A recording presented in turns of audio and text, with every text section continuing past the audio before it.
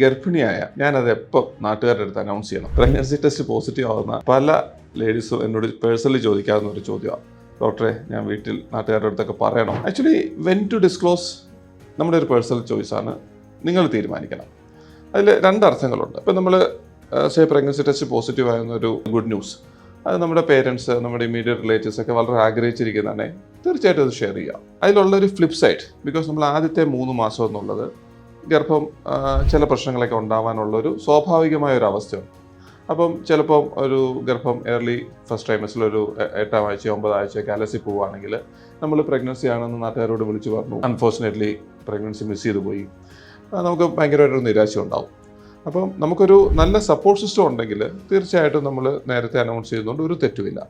പക്ഷേ നമുക്ക് ഒരു ഇച്ചിരി റിസ്കി എൻവയോൺമെൻറ്റിലാണ്, നമുക്ക് ഇഷ്ടംപോലെ പാരകൾ സമീപത്തുണ്ടെങ്കിൽ ഒരാദ്യത്തെ 3 മാസം കഴിഞ്ഞ് പറയുന്നതായിരിക്കും തീർച്ചയായിട്ടും ബുദ്ധി. ഗർഭിണിയായി എന്നൊക്കെ ഉള്ളത് നാട്ടുകാരൊക്കെ അറിയുന്നതും അതിൻ്റേതായൊരു ഗുണമുണ്ട്.